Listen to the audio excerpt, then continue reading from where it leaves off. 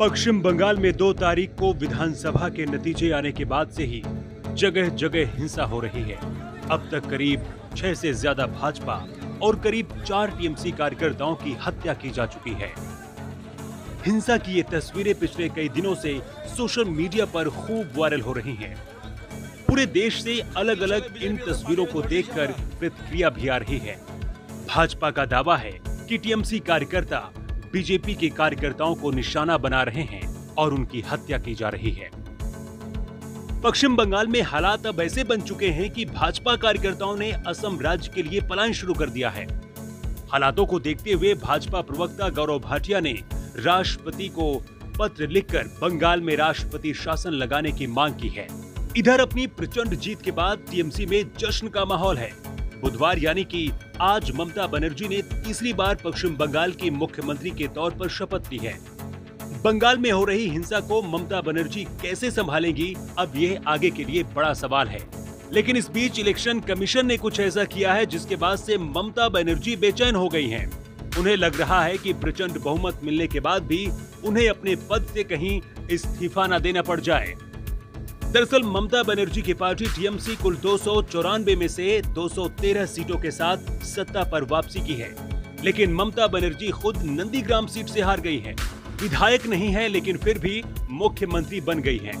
ऐसे में अब अगले 6 महीने के अंदर ही ममता बनर्जी को विधानसभा का सदस्य बनना होगा। इसके लिए बंगाल में उपचुनाव कराने होंगे। लेकिन इलेक्शन कमीशन ने उपचुनाव कराने से बिल्कुल साफ मना कर दिया है और इसके लिए कोरोना वायरस का हवाला दिया है।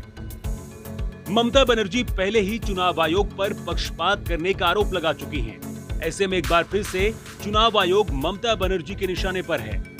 आने वाले दिनों में किसी कारणवश अगर चुनाव आयोग बंगाल में उपचुनाव 6 महीने के अंदर नहीं कराता तो शपथ लेने के 6 महीने बाद ही अपने पद से उन्हें इस्तीफा देना पड़ सकता है। मामले को लेकर ममता बनर्जी सुप्रीम कोर्ट भी जा सकती हैं। लेकिन पिछले दिनों मद्रास हाईकोर्ट की टिप्पणी के बाद शायद यहां इलेक्शन कमीशन का भी पक्ष मजबूत होगा।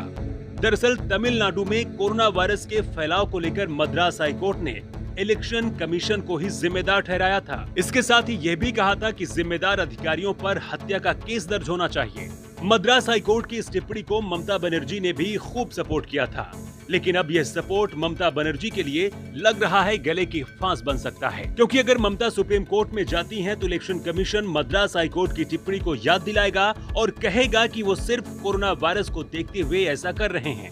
वहीं जिस तरह से बंगाल में तेजी से हिंसा हो रही है, पिछले 3 से 4 दिन में 10 से ज्यादा लोगों की हत्या की जा चुकी है।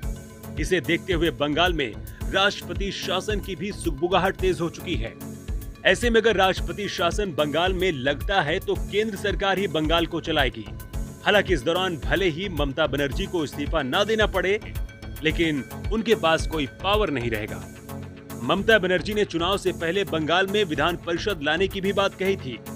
इसके जरिए वो आसानी से मुख्यमंत्री बन सकती थी, ठीक वैसे ही जैसे महाराष्ट्र में उद्धव ठाकरे और उत्तर प्रदेश में योगी आदित्यनाथ मुख्यमंत्री के पद पर तैनात हैं। लेकिन यह राह भी ममता बनर्जी के लिए आसान नहीं होगी, क्योंकि प्रदेश में विधान परिषद लाने के लिए राज्यसभा और लोकसभा और फिर राष्ट्रपति से होकर गुजरना होगा और इसके लिए 6 महीने से ज्यादा का समय लग सकता है। ऐसे में आने वाले कुछ महीने यह तय करेंगे कि ममता बनर्जी की कुर्सी का भविष्य क्या होगा। Bureau report, new times.